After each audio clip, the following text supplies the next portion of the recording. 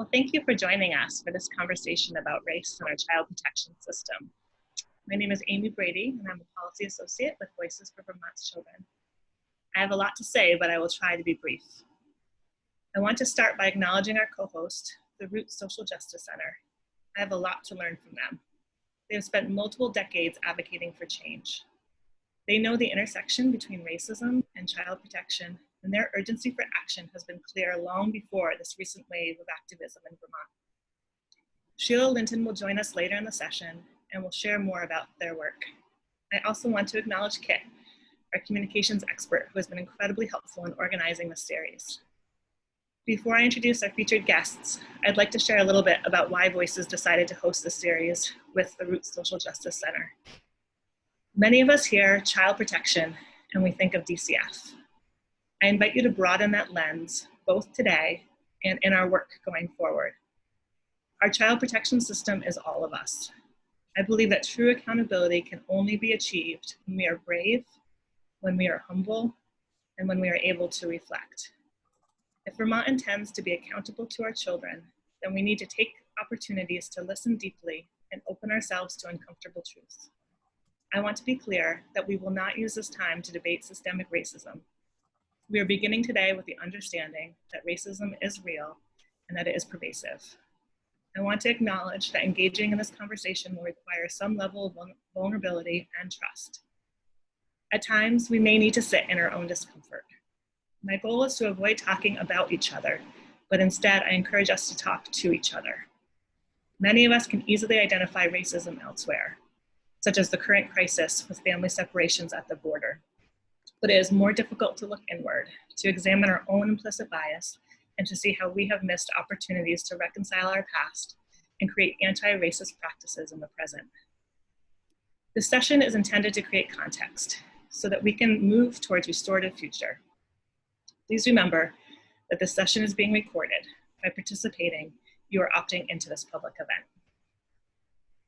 Context matters.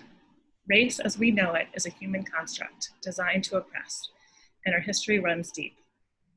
Removing Native children from their families and tribes of origin was once federal government policy in the United States. Assimilationists sought to strip Natives of their language, culture, kinship, and belief systems. Thousands of Indigenous children were taken to boarding schools, where many were abused. By the 1970s, research found that approximately 25 to 35% of all Native children in the US were being placed in foster homes, adoptive homes, or institutions. And 85% of these children were being placed outside of their families and communities, even when fit and willing relatives were available to care for them.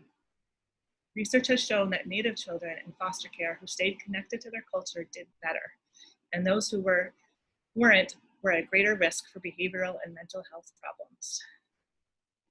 Foster care was also used as punishment for people who could not pay their debt, sometimes alternatively described as a way to rescue children from poverty. We know that extreme wealth has been dependent on extreme poverty for many generations. We don't have to search hard to find policies that kept Black and brown families in poverty well after slavery was abolished. It wasn't until a child was severely abused in a foster home that the idea of child abuse became an offense to investigate. Prior to that, the United States followed the colonial tradition where children and women were considered the property of the father or the male head of the household. From orphan trains to our long history of prioritizing profit over people, much healing is necessary. Even with our best intentions, the legacy of oppression remains. In order to redeem our past, we are moved towards rescuing those who were oppressed. This mentality is damaging as well. It is time to shift our focus and our power in order to truly support children within the context of family. We know that nationally, Black and brown families are more likely to be reported to DCF for child maltreatment than their white peers. We know that Black and brown children and youth enter care at higher rates than their white peers. We also know that in Vermont, while in care, children of color have more placement moves. We know that the more moves a child makes while in care, the more likely that they are to have poor outcomes, including incarceration. We know that kids in care are far more likely to have kids in care themselves. It is all of our responsibility to break this cycle. Racism was not an accident. It will not disappear without intention. In order to fully support children and families, we need to examine our current outcomes, review our practices, and open ourselves up to see the things that we have been trained not to see. In doing this, our entire child protection system will be better off. As you can see, we have a lot of ground to cover and limited time today. Please take the opportunity to participate in this conversation through the chat box, and we will do our best to be responsive throughout the session. Two of our guests have commitments at 1. I would now like to invite Allison, my colleague from Voices for Virginia's Children, to briefly introduce herself, and then want to give Xusana Davis and Dr. Jay Metz an opportunity to do the same. Hello, my name is Allison. I'm really pleased and excited to have this brave conversation with everyone today. I am a policy analyst at Voices for Virginia's Children, where we just went through a very similar process in our state addressing racism in the child welfare system. Another hat that I wear is I'm also an adjunct professor at Virginia Commonwealth University in the School of Social Work. But all of those titles mean nothing in comparison to the lived experience that I have being a child that having lived experience in Virginia's child welfare system, in the foster care system, as well as being a parent now myself. And so I guess we can kick it over to Xusana.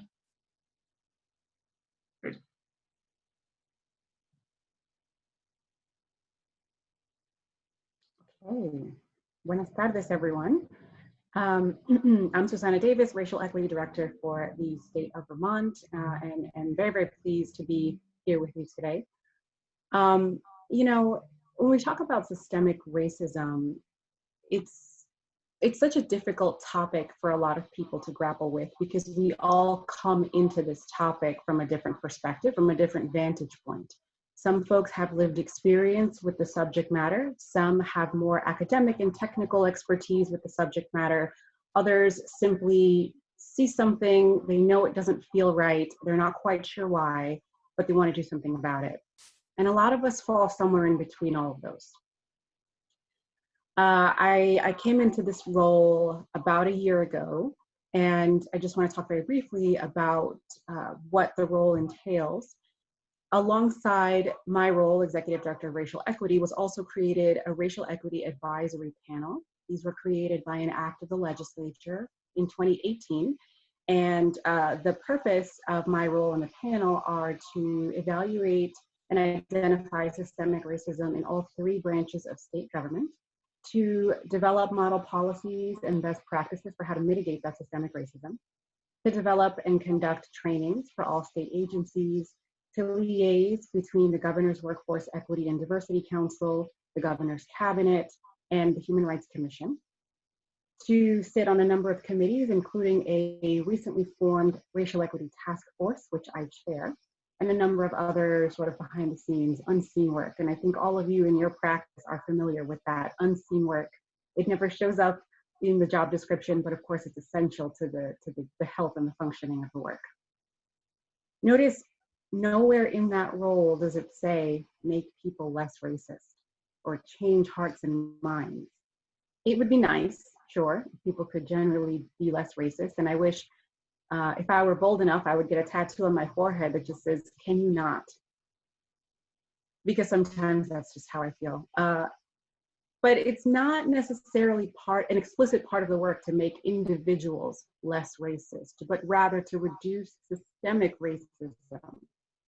And the problem with that is that systems are just people. The system is a collection of individual people.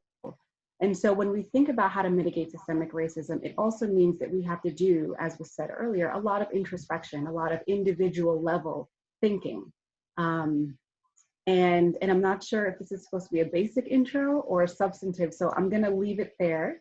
But again, I know we're gonna have a really rich conversation today, and I'm very grateful to be here.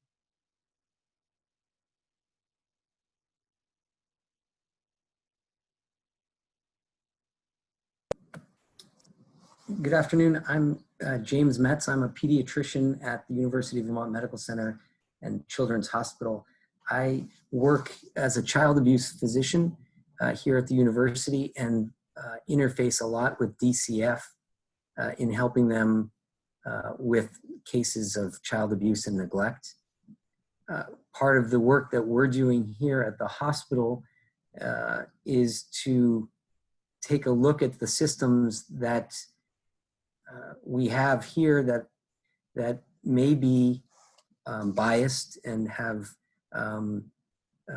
in the past or currently led to reports or lack of reporting based on some of this systemic racism or bias that's in the medical profession.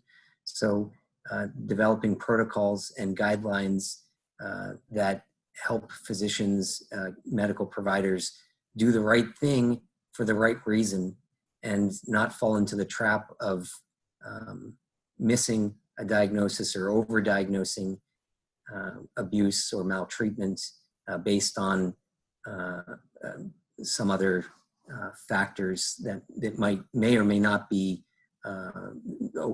may or may not be aware of. So I'm glad to be a part of this conversation and am happy to answer questions about our role here at the hospital. Great, thank you. And before we move to Allison, Shela, are you available to give a brief introduction? Sure, thanks, Allison. Hi, everybody. My name is Shela Linton, and I'm one of the co-founders and co-directors of the Root Social Justice Center. And I'm also one of the people with Vanessa Santana, who helps run a program called Families United out of the Root Social Justice Center.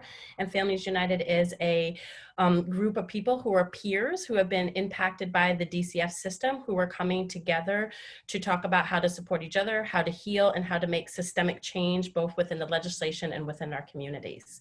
And I'm really, really excited to be here today. And I'm excited that we are talking about racism and kicking off this listening session by talking about racism, especially with the uprise that is happening, everything that is happening in our communities. I'm just, it's a pleasure for me to be co-hosting this today and to be here with all of you. So thank you.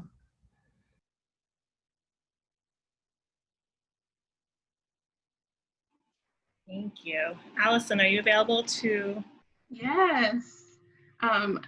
It's great to see you again, Shela, and thanks. I know some of you are just joining, and before I give my spiel of where I want to start, I just want to communicate to you how I like to engage with audiences over Zoom even. So in my culture, if you're agreeing with something that I have to say, you can do like snaps, you can say, yes, I understand. Or you can just even type that in the chat and say, yes, girl, I'm feeling what you're saying. Please keep talking. Those sort of things. That makes me feel like I'm in community with you. But also, if you are, have a question, you can say, please explain that more, different things like that. We want engagement as a part of this conversation. It's really important. So please utilize the chat section for any of that kind of thing. But I wanted to take a really, really big step back, because sometimes when we talk about racism in the child welfare sector, we can ground ourselves in the here and now because it feels like what we know. But I want to take us back and really talk about starting around slavery, because it is a big part of our country's history, and it is the thread that you will see throughout child welfare history. So of course, our country is founded in a rich history of racism and in slavery in every community in this country, and it directly has impacted the child welfare system. So when we were a country that our economy was dependent upon the enslavement of people of color, people did not see people of color as human beings of value. Our traditions that we have as a community are often grounded in things that communities of color had to do during those times. And we still see those things today. However, those things still continue to lack for others to see the value in those systems. And then when we think about the fact that the child welfare system was created during a time when our community was still very much divided by race, just sit in that for a second. We try to tell ourselves that the child welfare system's primary purpose of creation in the first place was to protect children from harm. However, think about the fact that there were children in your community and my community who were not safe because of the color of their skin. And that persists today, but even in the very original development of this system. And we have a system that is made up largely, even today, of non-people of color who are running it, creating the policies, and really determining what makes a good family and what makes a safe family. And when we also think there's going to be a lot of intersectionality between child welfare system and other systems, one of them being the police. The police also too has a rich, their history and connection to slavery is even closer, and it can be hard. So I also want to say the things that I'm saying, I know may cause a little bit of heartburn, a little bit of heart palpitations when I talk, because it feels uncomfortable. It feels like, no, we're not a racist system. We're not doing these things intentionally, but it's important to take a step back and say some of it's so systemic, because we have a system that was grounded in what is a good family considered by white families. And those things may not always align. So that's a lot to take in, I'm sure. So I wanted to give Shela the opportunity to provide her thoughts on that. I know she has a lot of thoughts on the connection between slavery and also Jim Crow laws and those things and how they have impacted the child welfare sector. Thanks, everybody. Thank you, Allison. Great to see you too. So I just actually, my time that I wanted to spend talking to all of you today was really just to bring the connection on the ground to what has been happening through my experience.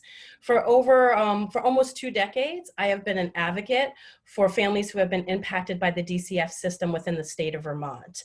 During these times, focusing on this particular theme that we're talking about, which is race and racism, I've encountered multiple people across races and cultures within the system here in Vermont. I've worked with Indigenous people, I've worked with Black folks, I've worked with Latinx folks, I've worked with multiracial families. And something that's a common theme that kept on coming up for these folks is their need to, one, prove themselves. And what Allison is saying is to fit into that what is a good parent and what meets a good parent.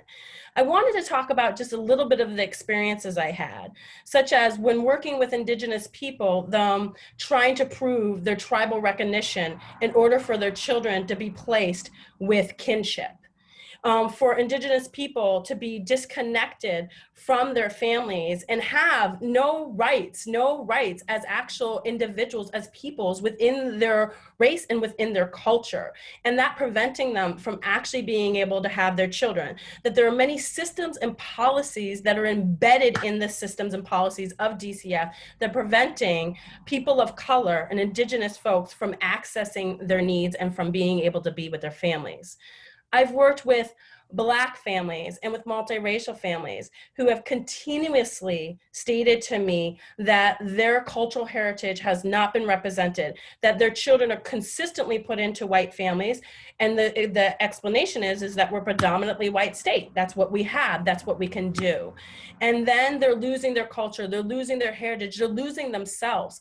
Often, even to this day, I know children who don't even know that they're a person of color until they're a teenager because they've been assimilated or whitewashed by the families in which they've been fostered or adopted into, with no acknowledgement or recognition of who they are, where they've come from, and who their family originates from and their culture. Through these experiences, there has been a lot of back and forth, and even working with some foster parents who have come to me and have said, Shela, I'm having trouble. I'm fostering a child of color and I'm not getting the support that I need from the system, meaning the DCF system. They're not acknowledging that I don't know how to do this child's hair. They're not acknowledging that they walk out the door and they're brown and they don't look like me and the rest of the family. They're not acknowledging that they might have different health concerns or different needs in their lives, and consistently coming to me and asking, how do we change the system? How do I support these children? So those are some of the things that I've been experiencing over the course of the last decade. But in addition to that, I've had my own experiences as an advocate over the last 20 years, advocating for parents across the state, and my own experiences as an advocate of color. I have been discriminated against. I've been called the angry, aggressive person in the room. I've been blocked from meetings. I've been disparaged. I've had complaints made against me. And I'm walking into a professional capacity as a known advocate, stating my role in support of these parents. And I am treated in a very discriminatory way. And the words and the tactics and the things that are being said are just rooted in racism. Completely rooted in racism, to where myself, even as somebody you would say that is a professional, and I don't like to use that because I feel like that the people who are experiencing these things are the professionals. They are the experts in their own experience. I am not the professional. I am just there to support the families, but yet I am seen as a professional, but not treated as one. And I can't help but wonder what that has to do with. And when I question that, and when I bring up race, there's always a pushback on that of why, as myself going in to advocate for these families, looks very different from a white person going in who is supporting these families. Shela, can I add one thing to that? Because I wanted to share my experience as well in that same regard. I'm a person of color that appears that way.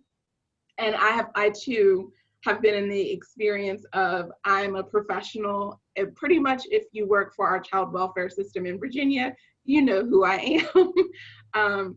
However, I have also been in experiences where professionals of color have seen the difference in our treatment in the child welfare system that still persists today, between the white colleagues that I have and the people of color colleagues that I have, and the difference in treatment in the child welfare system.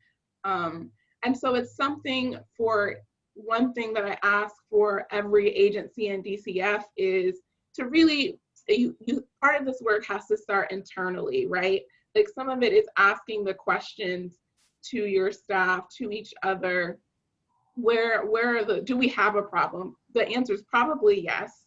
No matter how you may feel, there's probably some things that can be worked on, and especially for addressing the issues within the people of color on staff, because it can be so complex. And I wanted to give an example to show just how complex it can be. Sometimes there can actually be internalized racism, which means that I am internalizing the racism within myself and then projecting it onto someone else.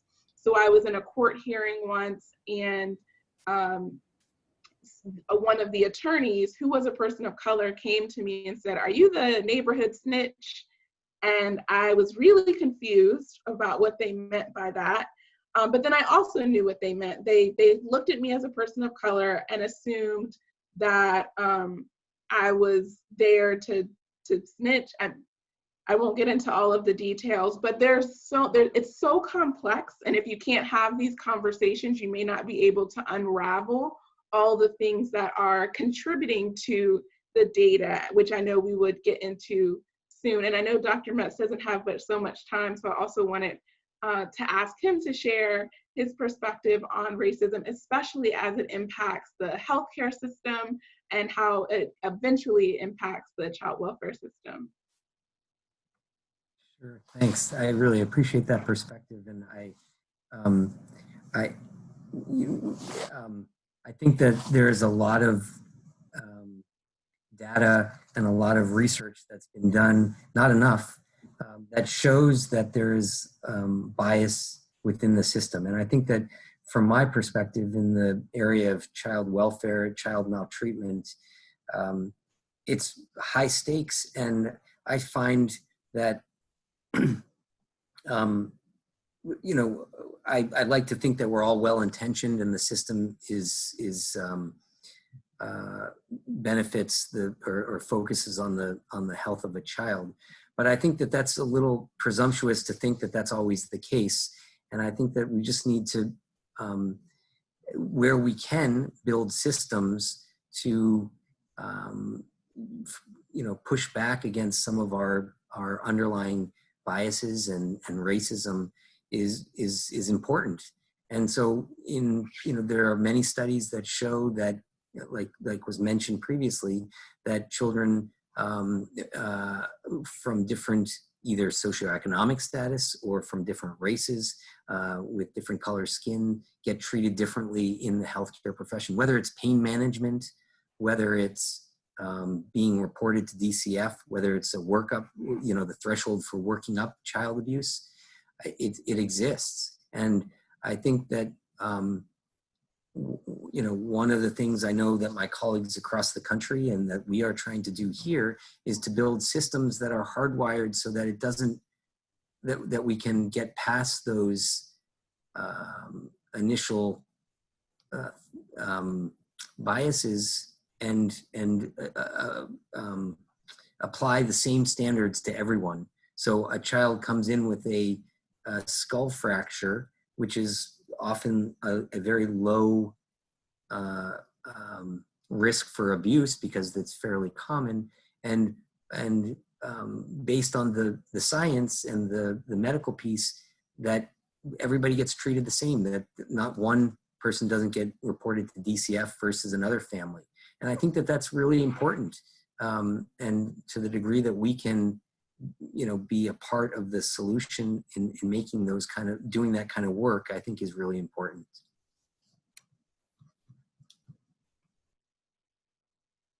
Thank you, Dr. Metz. And Xusana, I also would love to hear your perspective as well. Thanks for that amazing introduction. But I know you have a lot more to say on this topic. Yeah, you know, one thing that I want to go back to is something that was said by a few of you already, which is the idea about standards. In the introduction, we heard that children, what was it now?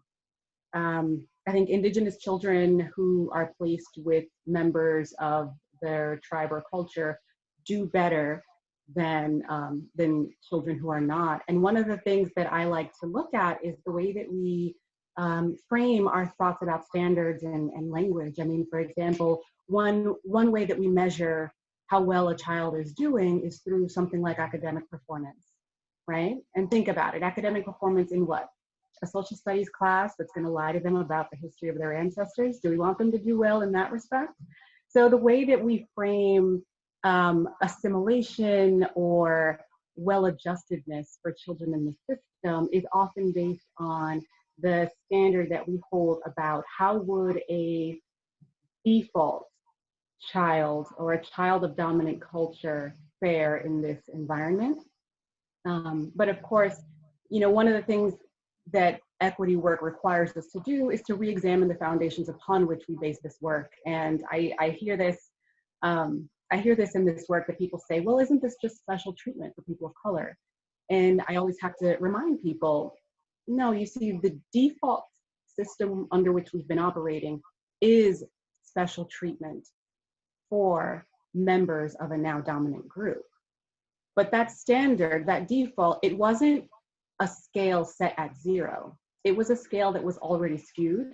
And so moving towards justice means getting closer to 0.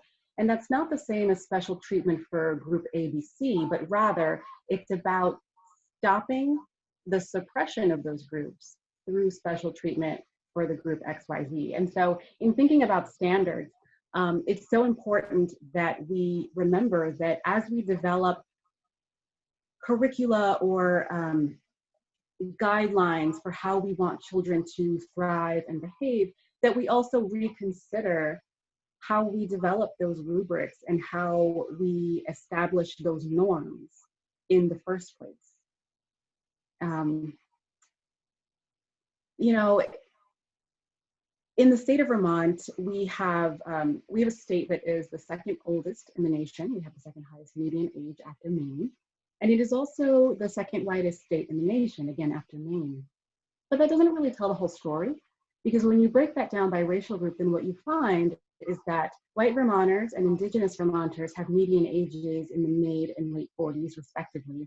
But all other Vermonters of color have median ages in the 20s. So what that tells us is that it's people of color who are keeping Vermont young, and that tracks with what we know at the national level, which is that the millennial and Gen Z age cohorts are the two most diverse in the US history so far.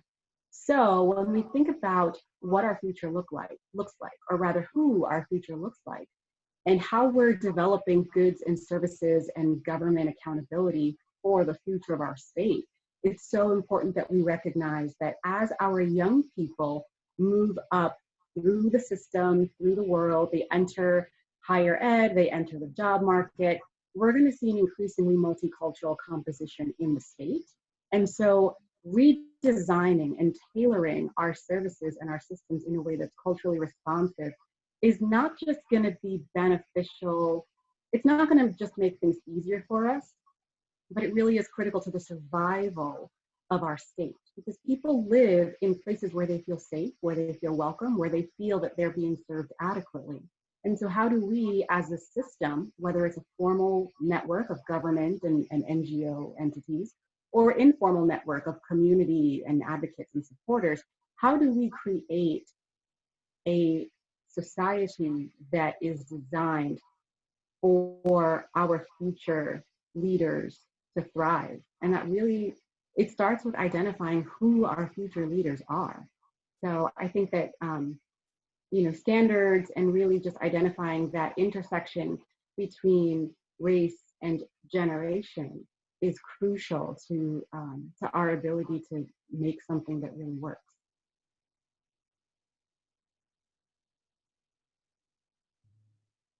That was really amazing. I actually had missed a couple of seconds because my internet went out when I'm on my phone while I'm getting my internet back connected. But I was just snapping in the background and saying, this is so true. One of the things that I wanted to mention is that part of dismantling racism within child welfare also and what things have to change in order for the system to look different. And some of that means looking at ourselves. Are we also perpetuating racism within child welfare? Some of our systems are reliant upon the good family Allison, model, and it would force us to also change my internet back up. Oh, were you not able? if you can maybe rewind like 20 seconds, it would be really helpful. Could you say that one more time? If you're able to just rewind about 20 seconds, that would be really helpful. I missed a few of those points. Sure. I was going back to the fact that there are many of us in the helping profession, a lot of us in the nonprofit sector, even some state agency folks who we have to look at ourselves critically and think about the services that we offer families. Are they reliant upon racism within the child welfare sector? Does it require families to be removed in order for us to help those families? Does it require us to continue feeding into things that are in that need to provide our services. And so part of reforming the system is also looking critically within ourselves and asking, are we doing our work the right way? Or are we just contributing to the continuation of racism within our sector, within our work? That is a hard question. It has forced me, even as a policy advocate, to say, am I only addressing the problems and not the systemic issues? And some of the things that I've had to start doing is we have to do a little bit of both. And I'm slowly starting to emphasize more on the systemic issues, because in child welfare, some of this may feel like, yeah, but do you understand the crisis that we're in right now? Do you understand what the family needs right here and right now? We're always going to be in the right here and right now if we don't ever take a moment to take a step back and say, okay, the house is on fire. What is starting the fire? How do we address the fire that keeps coming? Those sorts of things. So again, I'm going to fix my internet on my computer and join back there.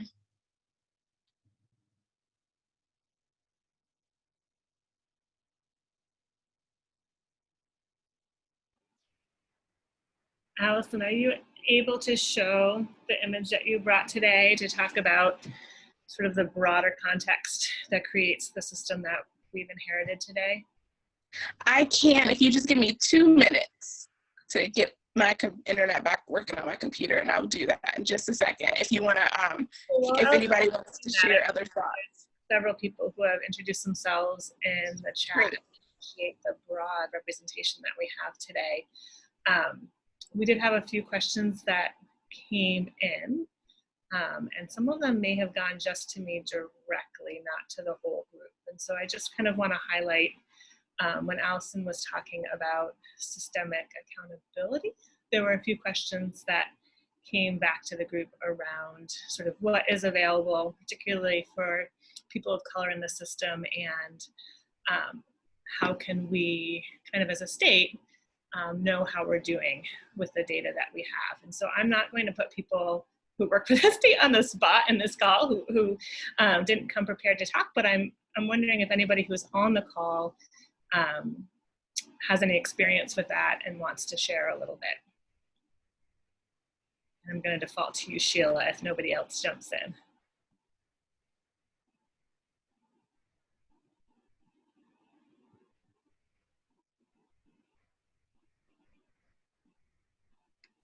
Sorry, Allison, can you repeat your question? I mean, Amy, can you repeat your question? Well, I've gotten a couple questions in the comment around like the bigger systemic accountability and sort of what happens when the system may not be working for individuals or whole groups of people. And I'm wondering, you know, what your experience has been, what kinds of checks and balances do we have, and what works and what might be helpful moving forward. You know, other people might have other experiences, but for doing this for almost 2 decades, unfortunately, my experiences have been primarily negative. In terms of checks and balances and accountability for the DCF system, I feel like that is one of the reasons why we're having these conversations and choosing to engage in these series of listening sessions, because many people from around the state across all sectors of life are saying that there's a lack of accountability with DCF. What I've seen is trying to figure out how we can create accountability for DCF. I also sit on the Racial Disparities in Criminal and Juvenile Systems panel, and on that panel, DCF is also on that panel as well, and is represented by the commissioner, formerly our former commissioner, which is Ken Schatz. He is currently retiring, and there's somebody else coming in. But on that committee and panel, we're specifically looking at the disparities of people of color within those systems, including DCF, and looking at what are discussion points, what are touch points, what are the issues not only in the criminal justice system, but how do youth get there? So looking at RSOs in the schools and the prison pipeline from the schools, and how that feeds into DCF, and how DCF feeds into the prison pipeline, and how that feeds into mass incarceration. So really going upstream, talking about systemically of like what Allison was saying, like why is the house on fire right now? And us really being able to look at what is going on that we're not able to make complaints, that we're able to make complaints, but it doesn't seem as though people's concerns are being addressed either in a timely manner or in a manner that is humane, in a way that's consistent, in a way that is sort of homogeneous around the state, or that is collecting the same information. There's so many gaps, so many loopholes with data, with overturn of DCF staff, with the systems, with the history, the systemic history, with the people who are in it. So to be honest with you, all of my families throughout almost the last 20 years have rubbed up against that accountability piece. And even though, of course, there are systems put in place for DCF, the access to those systems is very difficult, very difficult. And they make it so a lay person who has their children taken away has to go through these processes that are convoluted, complicated, trauma-inducing, and sometimes are not even digestible, whether it's the languages, whether it's the access to the actual documents, or whether it's the people themselves. And so we're finding that the lack of the ability to create a system that actually holds DCF accountable is one of the underbellies of the conversations that we'll be continuing to have. That was really awesome. Apologies for my internet issues. I just got a notification that there's a regional outing where I am, but I am on my hotspot, so hopefully you can see and hear me okay. What I'm going to do next is share a graphic image with you all that explains, it's a visual to help explain through racism within child welfare. And I'm going to make it bigger. It's pretty hard to see right now. Oops, hold on. Oops, no, I have to move you all over to another screen so I can.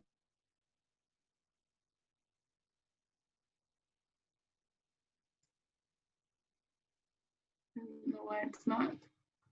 It is not making it bigger on you all, sorry. Hopefully you all can see it okay. But this tree is really about the roots of foster care, and what it really is an opportunity for us to talk about what this looks like. Oh, I hope it didn't go away. My apologies. I think my internet is just acting funny and can you all see the screen okay? Okay, thank you. I will also share a link to it in the chat in just a few minutes so that you can see it close.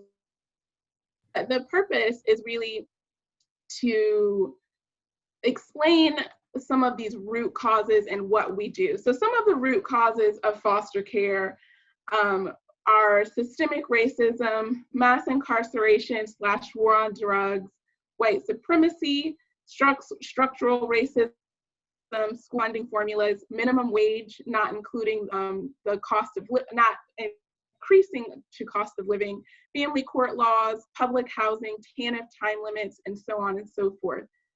These are some of these root cause issues that we typically in child welfare don't get the opportunity to really address.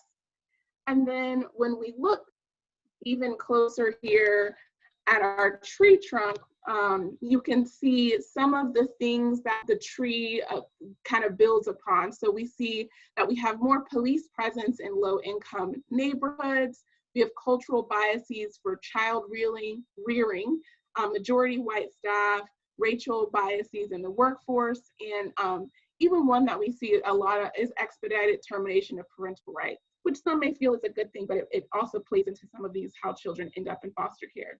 And then we go all into this tree and see some of the leaves. These are the things that started way down here and went all the way up. And now there's some of the things that we're seeing. We're seeing, around 500 youth aging out of foster care each year, a lack of kinship care supports in the system or preference for kinship care, poor outcomes for youth in foster care, some of those examples, low educational attainment, job attainment, incarceration rates, disproportionate number of Black children represented in foster care, a greater number of placement changes for Black children, lack of funding for community-based prevention programs, greater emphasis on adoption versus reunification, and lack of support. It says Virginia tribal families, but in Vermont, it would be Vermont tribal families. And so this example is really to start a conversation and for you to see it and how we often work. We're often focused our work on these leaves. We're looking at like, okay, there's a disproportionate number of Black children in foster care. How do we address that? Or how did we get, and we don't even think about, let's talk about how we got here, necessarily just happening in your local,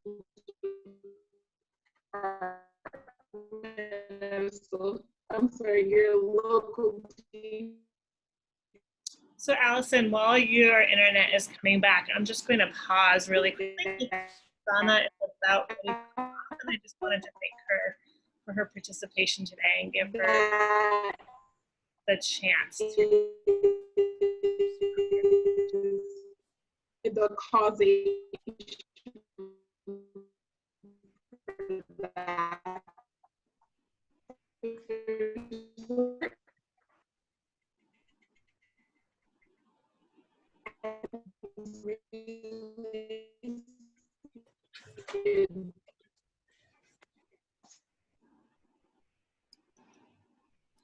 Is she still on, or did she already exit? I'm here. Can you all hear me? Yes. Okay. I think it's going slowly for her because what she's saying is so important. We really have to hear it.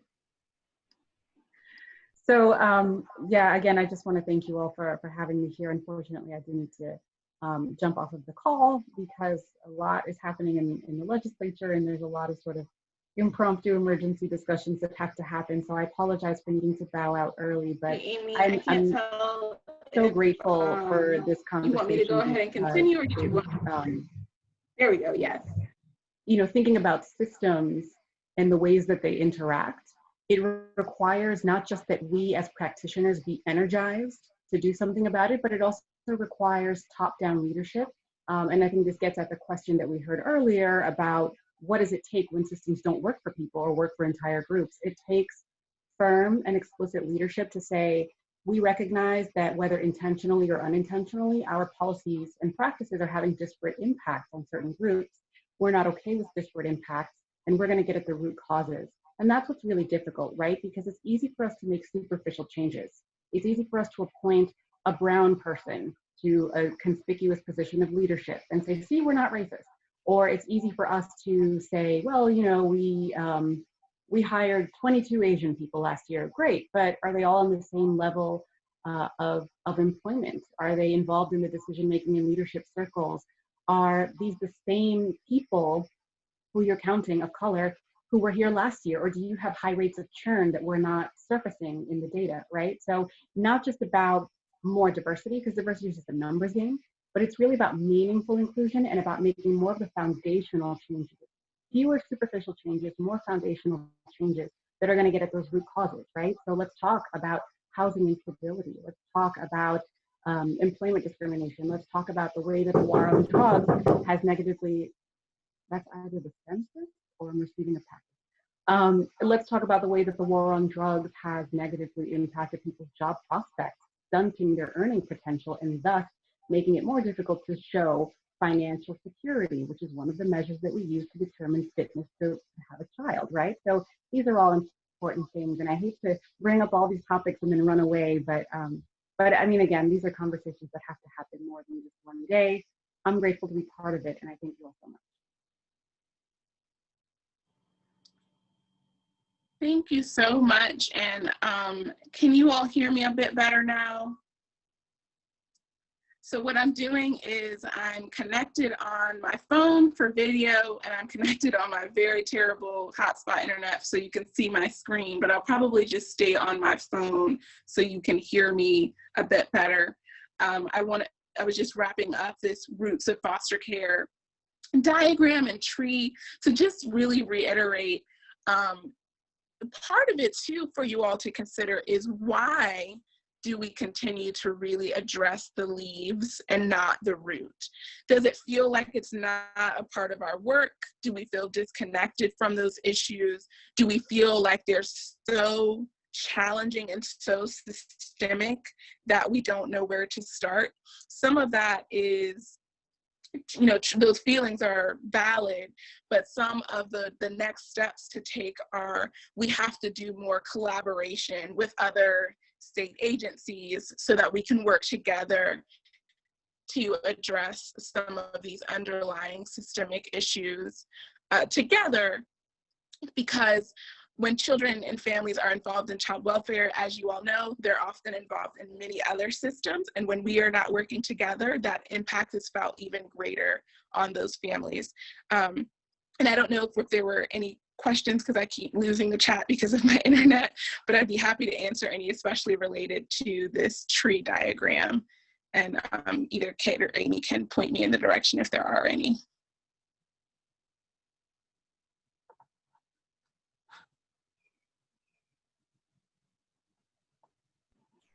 There haven't been any questions specific to the tree. There have been a few questions around just, you know, whether confidentiality is a main barrier in addressing concerns and having a more open discussion.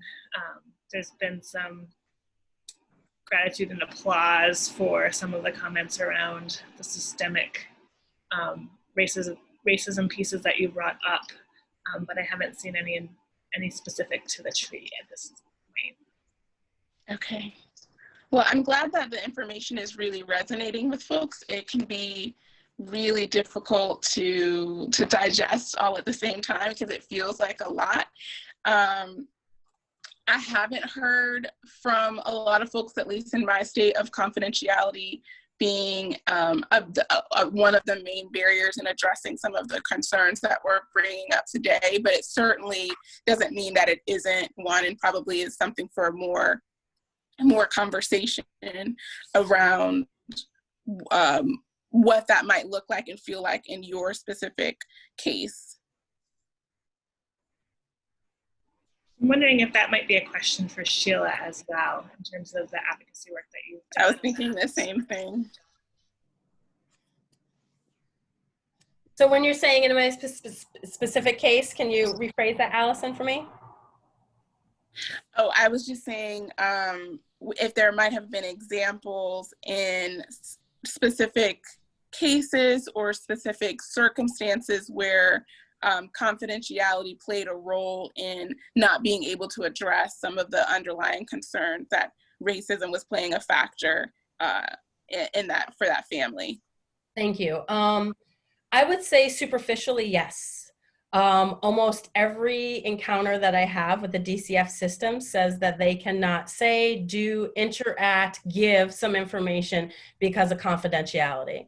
So if it's at one stage or at the other, it is consistent within DCF to use confidentiality as a means to advocate on behalf of somebody, as a means to not have access to information, whether that could be case plans, whether that could be, I've even asked things as such policies, even though policies are supposed to be on the web or they're supposed to be open to the public, actually trying to access those policies. Sometimes they're not placed in the right places. Sometimes they're not up to date. Sometimes it's not the actual information. And so there's a lot of confidentialities that come with trying to address DCF and hold DCF accountable. I know that most recently we had some experiences around case plans. And even though I had been an advocate for this family for years, had been in the room for years, they knew me for years, somehow all of a sudden it was like, no, everything is confidential. And now we have these other people, and if you get that case plan, we have to redact, you know, all that information, so we don't want to take that time out. And then it becomes a situation where if you really want that information, you can get it from your person. We can't give you anything, but then they don't give the person I'm working with the updated information or the correct information. So it goes around and around. So I feel that confidentiality has absolutely been a factor in DCF being held accountable to either information, complaints, or within trying to navigate how families can reunite. Thanks. One thing that made me think about that I wanted to share that may not even seem like a barrier is thinking about some of the procedures that are in place for families around permanency hearings, around family meetings, and really thinking about those time limits that families face when they're trying to reunify with their children. So let's, for example, and some of you just, this is like so obvious, and maybe for others it isn't, but if you have a family who is, their child is in foster care and the parent is dealing with substance use disorder, we always know in substance use disorder recovery that using is a part of recovery.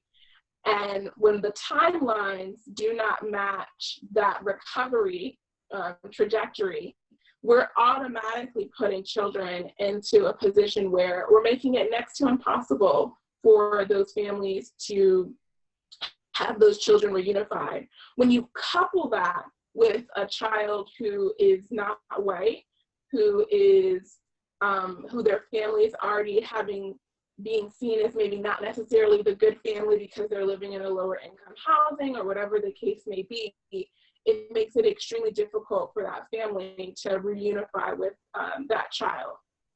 And that happens over and over and over again. So sometimes it has to take a step back and say, does this make sense? Who really benefits from these permanency timelines?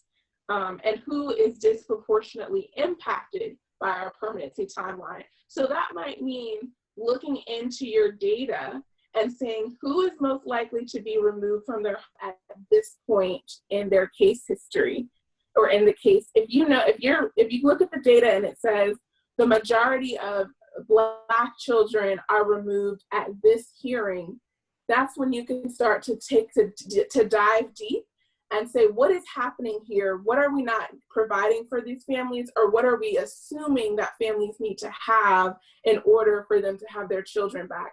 Another thing to look at is really looking into the policies and saying, do they make sense anymore? Or does this how families really live? If the policy is that each child of a different gender needs to be in separate rooms, taking a step back and saying, does that always make sense?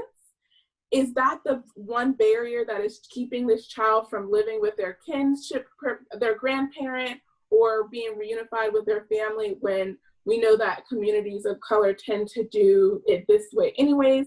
Asking yourself and your system those critical questions that we just kind of take as that's just the way it is.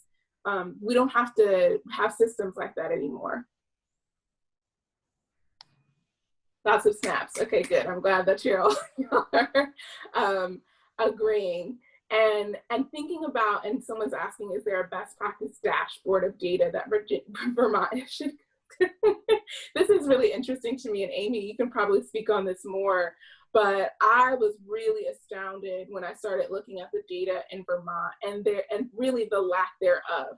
One of the key issues that I have noticed as a outsider from looking at you all's data is probably the number one issue that I had was that your caseworkers get to decide the race of the child when they mark that down in your data system.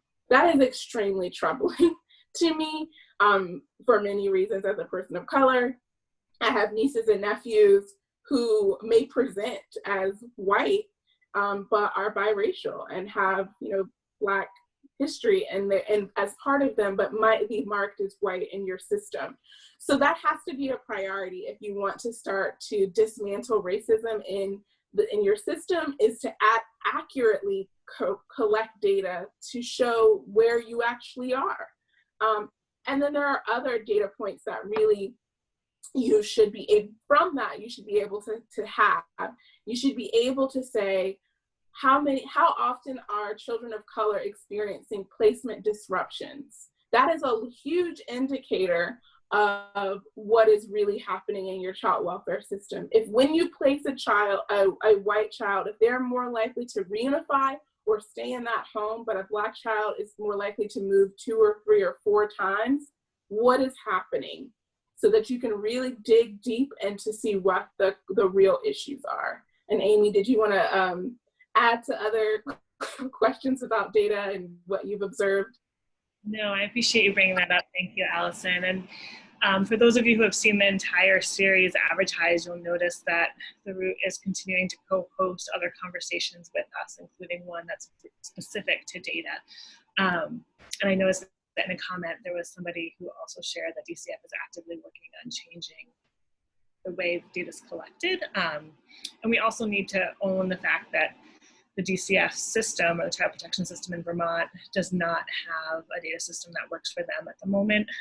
They're using a DOS-based system from the 80s. And so even when they collect the correct information, it's very hard to work with, and it's really hard for systems advocates to know what is happening. And if we can't know what's happening, we're not able to create good, meaningful solutions. And so, Allison, I agree with you completely that we can't assume people's racial identity. We can't assume people's backgrounds. And I think many people in Vermont have been uncomfortable having these conversations in the past and have defaulted to just kind of guessing as a way to avoid difficult conversations. But let's be honest that when we're removing children from homes, it's a really uncomfortable situation. We're all vulnerable, and it really is the time to ask people what their background is, and to ask them what is important to them, and to ask children as they age what they need in a foster family or in the community to feel safe and protected and to thrive. And so that is one piece. We have some data points. We often don't share them just because of the way the data is collected and the inconsistencies across the state. It would be really helpful to have more information to work with. I also just wanted to... Exactly. And that to me looks like, oh, go. I just wanted to add real quickly, because we went from confidentiality to data, and I just wanted to to connect those two, that often in the state of Vermont, because we are the second whitest state in the nation, that the numbers of those peoples of color are so low that then there becomes an identifiable marker in the data. And often what I've been used to in the past was that we're not able to disseminate that, or we're not able to tell people or even gather that real information, because then it will identify that family or those persons because there's so few people. So when we talk about confidentiality, that confidentiality for people of color has been linked to data as well, at least within the state of Vermont. That's such an excellent point to bring up, and I think it resonates with me, and I'm sure lots of other people who are listening, and it'll probably be some advocacy within the legislative process to invest in redoing the data collection system, which in Virginia, I think it's very similar to Vermont, where we purchased our system for like $1 from another state, and we've been using that for a really long time, and it's not working for us anymore.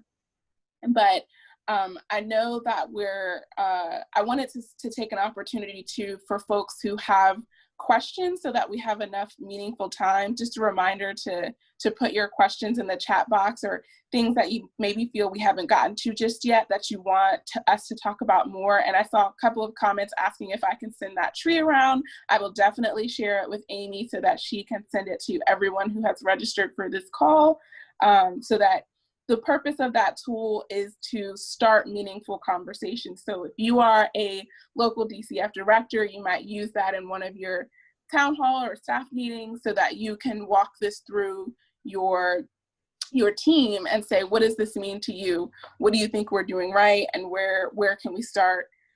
Those sorts of things.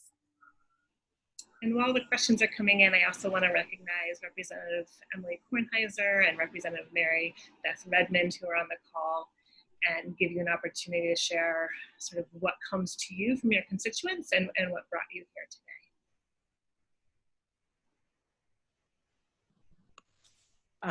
Thank you very much, Amy. It's a pleasure to be here. I sit on House Human Services, which deals with, we're the Committee of Jurisdiction for all issues that relate to DCF. And then I also participate on the Joint Justice Oversight or sorry, no, not joint justice, joint child protection oversight. And yes, I have heard from all of these themes and different things that you're mentioning. I have heard from constituents. And I appreciate that last explanation about linking children of color to the confidentiality piece, because I hear that used in a lot of different capacities around the inability to kind of be transparent about what's going on, because people are easily identifiable. So I thought that was a really important point. I really appreciated what Xusana Davis said. I feel like in so many of our different agencies and departments around state government that we need to really kind of look at things from the systemic level. I mean, they were created with certain premises and concepts and by certain individuals when these offices were created. And I think all of the people that work there, or many of them, maybe not all, but many of them are really well-intentioned and want the system to work well. But I think we just have to come together and be really open about what doesn't work, what doesn't serve the employees, what doesn't serve the children, what doesn't serve the parents. And I in particular personally am really concerned about the lack of an independent voice for children, for their parents. We don't have an Office of the Child Advocate in this state, and I think that is a really serious lack in our system. So that's something I am really looking at in the coming year. We've introduced it a number of times and it hasn't really, it was going to have some legs this year, but then COVID happened. So we kind of lost our steam. But I do feel like until we can kind of really re-envision the system from the roots up, we need this independent office to really look closely at things and be independent eyes. So I'll stop there, but I just appreciate all of the perspectives, and this is such an important conversation in this area. And there are moms, I hear from moms all the time who are, they don't know what to do. They don't know how to navigate the system. They do not know how to advocate for themselves. And we really need to address this. Thanks. Hi, thank you. There's a little bit of construction on the other side of my office wall, so if banging starts, I'll just mute myself wherever I am speaking. So I really appreciate being here today. I am not in any relevant committees of jurisdiction at all, but the Office of the Child Advocate is one of my top legislative priorities because I live in a community, along with Shela, that has been deeply impacted by the child protection system and the challenges with the child protection system. When COVID hit, I heard from a lot of folks who are working within the system about fears that we don't have eyes on children and families anymore. And I think that's really one of sort of the essential framing challenges of what we're talking about, that we're using the child protection system to have eyes in people's home and to essentially create a carceral state within families and communities.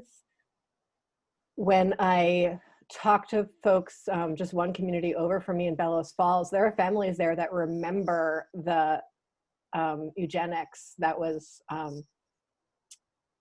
pushed by, really performed and acted on by the same child protection system that we have today.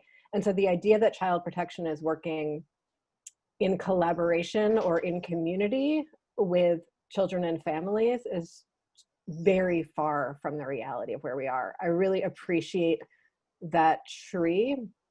And I am, one of my great struggles in the legislature, and one that I'm glad to be in with all of you, is how to have folks look at the roots of the tree or even the trunk of the tree rather than the leaves of the tree, to say, if we really care about protecting and supporting children and families, we would be investing in them and their lives and their ability to access food and shelter and income, rather than just punishing people for being poor and Black and struggling.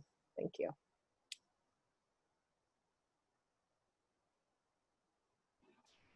Thank you both. I just want to note that there was a comment about the Office of Child Advocate, and we are going to be hosting a 4th call in the series specific to that topic. And Dr. Moira O'Neill, who is the New Hampshire Child Advocate, will be joining us just to answer questions about their newly established office, how it's functioning, what they've been able to accomplish in the last few years. So I encourage people to join in that conversation if you're able. Happy to talk about it more also after this call, but want to make sure that that we give Shela and the Root Social Justice Center and people around this call that have experienced racism in Vermont plenty of time to talk about their experiences as well. And Amy, if I may, can I bring up one additional thing that's pretty relevant to right now? Okay, I think she's nodding yes. So something that I wanted to put on everyone's mind who may be dealing with this right now. So a lot of children are in extreme stress right now because of COVID. Some kids are back in school, some kids are doing school virtually, some are doing a hybrid model. And parents are really stressed out and struggling and trying to figure out what is happening. And so consider your child welfare system's response to that stress. You may have, when you're receiving a report during this time and it says, you know, we're worried about this child, consider what someone may have said if it were a white child or if it were a Black child before they picked up the phone or whatever to make a report. Consider, did they reach out to the family? Did they do everything that they could to provide supports in place? And what is provoking them to make that phone call right now for Black families or what else? Because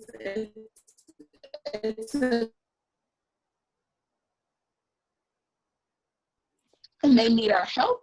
And child welfare doesn't feel helpful to a lot of families. That's just an additional stress. And so consider those things and think about those things as you're moving through this. Once again, it feels like crisis on top of crisis, because we know in child welfare, it feels like it's always a crisis. So we're certainly I have to cut you off, Kit. Pandemic that it's making things even more challenging.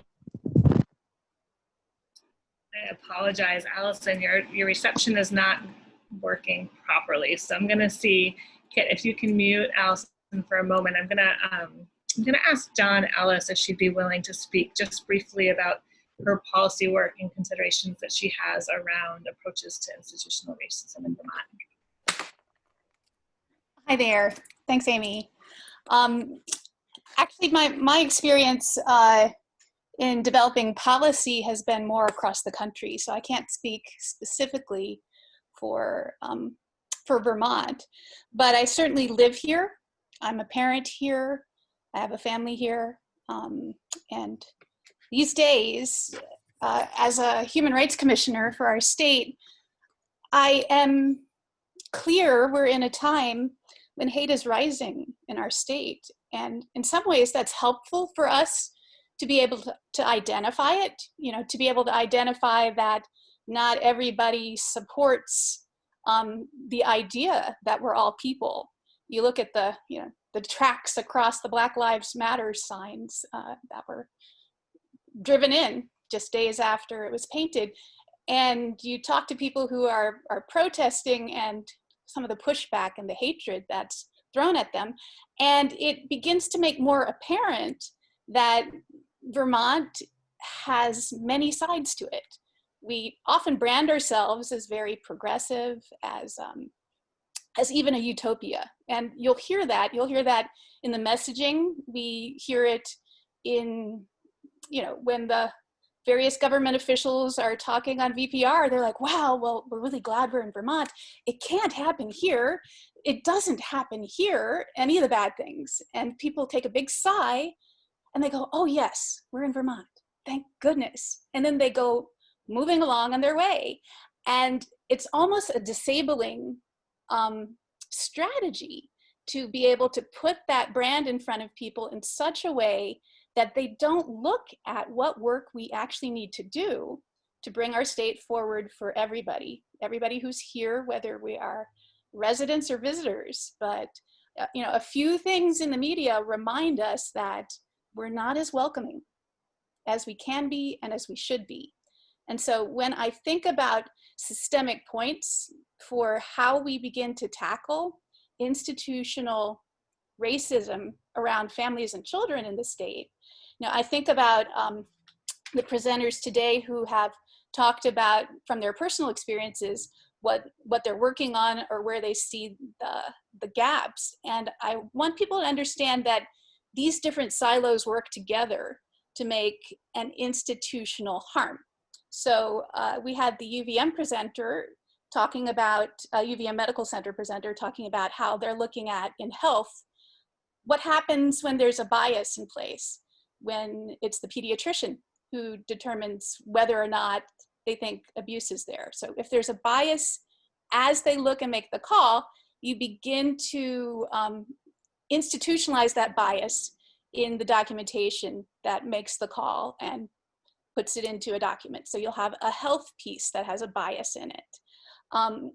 In the education arena, along with the data collection, challenges we see with DCF, we see it in education as well in our state. We have such a small population base in general that it's very sensitive to who's within it that is different than the predominant group. So for that reason, it's hard for educators to analyze based on race and ethnicity at a disaggregated level. And then it isn't always happening. And then we lose what happens when it's disproportionate to people. And so really that's a challenge to us to be like, can we create other sorts of clumps? Can we create other sorts of data ways to analyze and disaggregate so that people and families of color can be looked at with the question of, are there different experiences happening here than for the predominant group?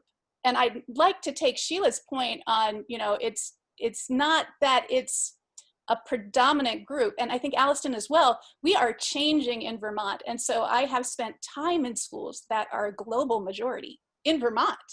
And people aren't aware, but when you take a look at certain neighborhoods and certain places in Vermont, we're a rainbow. We're beautiful, a rainbow of colors and backgrounds and experiences, and even international. And that is Vermont, but it's not part of our brand. And so it's not seen or looked at or probed with questions in the same way that it could be if we thought about that as inherently Vermont. And so in education, you can have a disproportionate set of actions happening, someone failing all of a sudden where they've done well. That can go missed because we're not choosing to be able to dig that deeply based on this idea that it becomes a problem with confidentiality. And so I'm really taking Shela's piece about confidentiality as a weapon and saying, yes, I see it. I see it in the data and lack of questions of that data. You can take a look at, so we have the two silos. We have health, we have education where things can be going wrong, but we'll miss them if we're not asking the questions. And then within DCF itself, we have a set of services that on paper are based on these assumptions around certain kinds of families and certain kinds of expectations of those families. And it does dig into the question that Allison brought up of what are we modeling as a family that's healthy?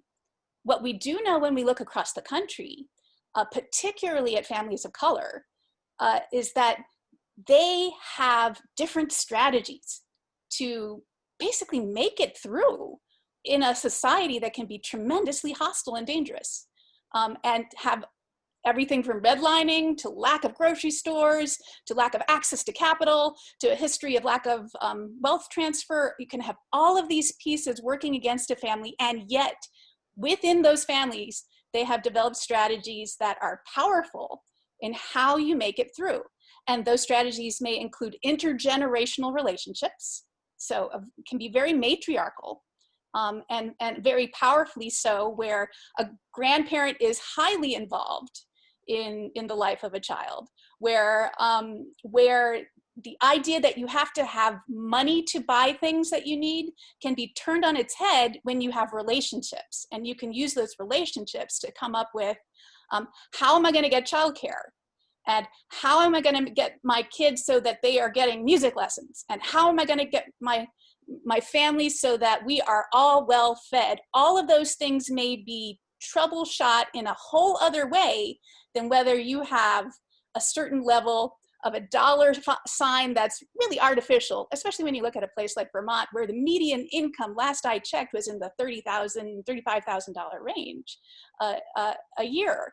What we're talking about are families that don't have access to capital, but have access to networks and relationships to get tremendous things done. But that is completely missing if you look at it through the model of a particular kind of family that is based on the structural assumptions within what is a healthy family and what isn't a healthy family. And so that kind of thing, when you've got these weaknesses at each point of a system that wraps around the health of a child and the family, what you can have is a systemic interaction between those systems that continues to harm the family rather than help the family. And I think, how do we get out of that? How do we break out of that from where we are? And you need to begin, like they're doing in the questions around policing, you need to begin to think about how do we create external guidance, wisdom, and eyes on each of these pieces of the system that have had a play in making it potentially quite inequitable, from families of color and families that are not of color, children of color and children that are not of color. And so if you can imagine, instead of insisting that a family of color is at deficit, you could imagine that families of color have a tremendous amount of wisdom and insight into what works in those communities. And so you could begin to develop the paid advisory sorts of bodies that can help reform in each of these areas. In the health area that the pediatrician was talking about, in the education area, what does it look like when a child is yelled at more by a teacher than the other children? What does it look like when a child is steered away from taking a harder class, although they've got the capacity for it, than not? Being able to tell the people and make hand in hand with the people who are developing the systems what it looks like when it goes wrong, because you're not going to read it in a book. You're not going to know it from your master's degree that came through. We're not that far ahead in being able to teach and understand and codify this. This is not textbook stuff. This is lived wisdom that is missing from the design of the systems that we have. And so, and with DCF itself, what does it look like when a family is healthy, when a family is healing, when a family has arrived and you've missed it?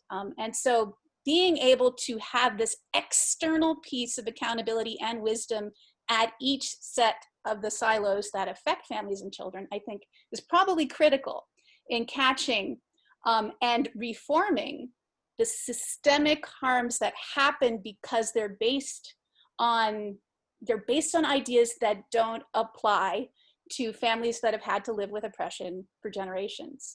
And so I am excited that there are listening sessions happening right now that begin to peel back the questions about what's happening in Vermont, because I have to say we use our exceptionalism and we use it to hide things. It's something we love to say, thank goodness we're here, we're different, we're unique, but then we do not learn from other communities across the country. We do not take the best practices in cities and countries elsewhere to say, what can we use of them? If we continue to say, Vermont is unique, it is different, we're not gonna do anything like those folks because we're Vermont, we lose the fact that Vermont, again, is growing and changing in ways where the populations that are younger are more of color. And that is continually going to be the case because it's the case in our country. Just because we're behind, just because we're lagging behind based on our demography and based on a history that has not been as inclusive as we'd like. I mean, eugenics kind of drives people away. It's not something that says, welcome, come, stay.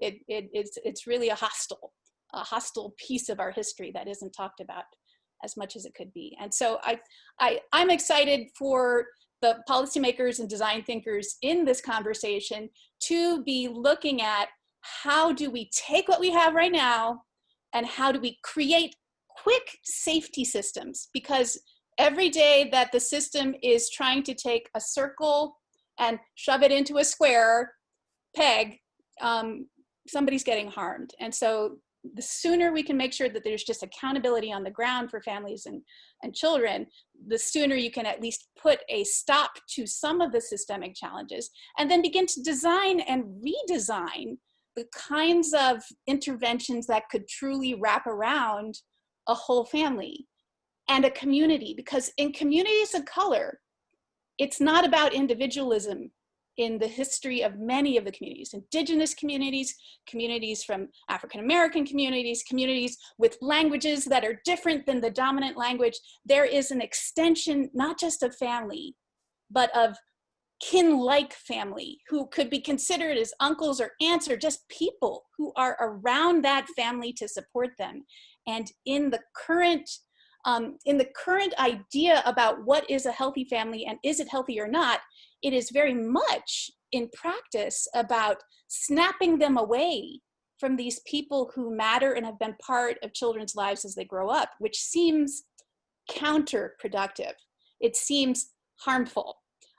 And if we can then learn from those communities who have had an extensive networked-based way of raising children and what that does for them, what cultures that allows them to bring forward, whether it's food or language or history, we can begin to build systems that tap that for the health of children and families and our communities. Thank you so much, Tom. There was so much there. I really appreciate all that you've shared.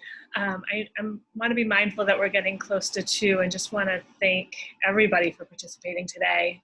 Give Allison just a quick chance to say like a 1-sentence wrap up, knowing that we can always follow up again, and then to pass the baton on to our partner and co-host, Shela, to close us out today.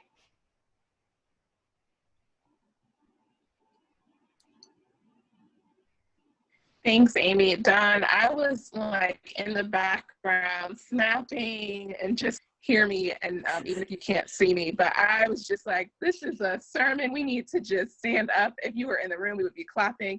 I just wanted to note one thing in Virginia that we experience that is just so, it may not seem like racism, but it is, and that is the way we fund kinship care. And so when you're looking at Vermont and saying, okay, what does a family in Vermont get when they are kinship care providers, and what do they get when they are foster families? This can be both monetarily, but also in the appreciation. Are you doing appreciation months and celebrations and all sorts of things for your foster families, and they're feeling loved and cared for, and you want to wrap your arms around them? But with the kinship family, you're like, fill out this form, do this. You have to prove to us that you're capable of taking in these children, even though they have the cultural wisdom to do so. And then instead of celebrating them, it feels like all you're doing is checking them and making sure that they're doing everything the right way. Our attitudes about it, as well as our funding formulas, say a lot about who we value in our system. Our foster families are traditionally white, and our kinship care families are traditionally people of color. So it's something to consider. I have loved this conversation, and we always run out of time with these conversations because there's so much to unpack. But thank you, Amy, for including me.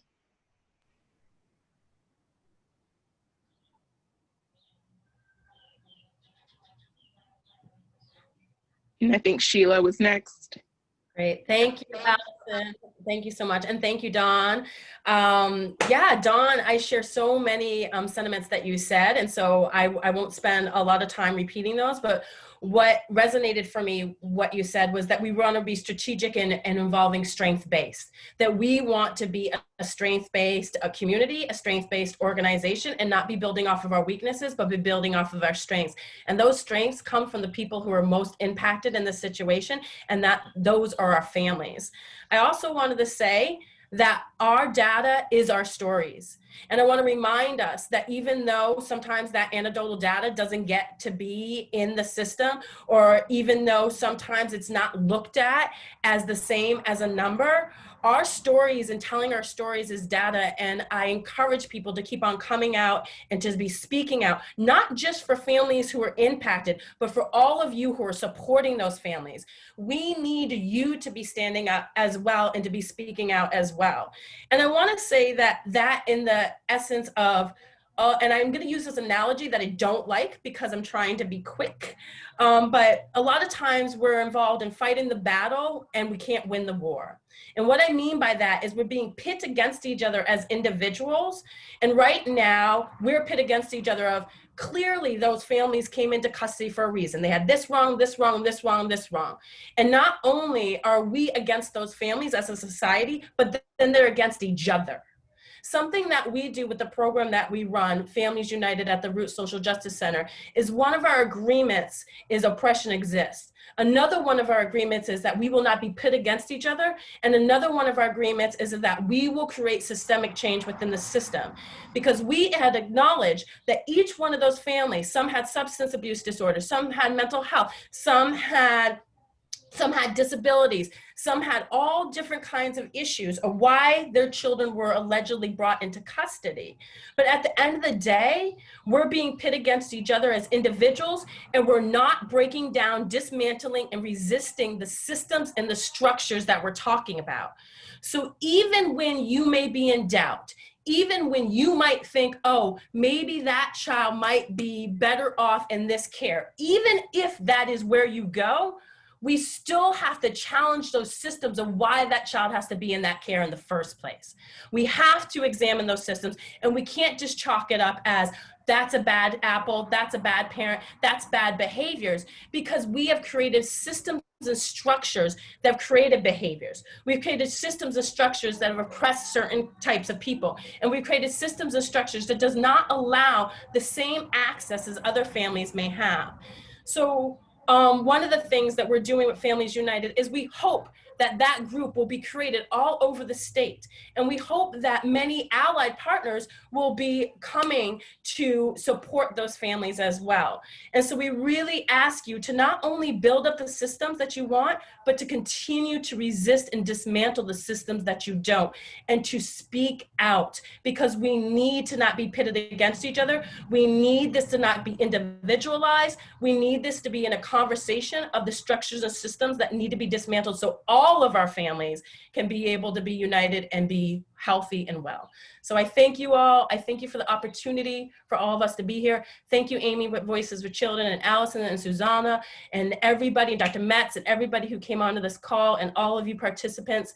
We're so appreciative of you joining us, and we hope that you will continue to join these listening sessions as we plan on having many different themes and actually bringing more people in who are most impacted into the conversations.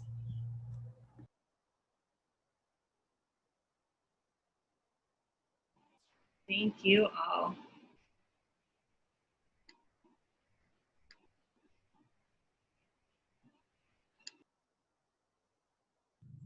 All right, I'm gonna go ahead and stop recording.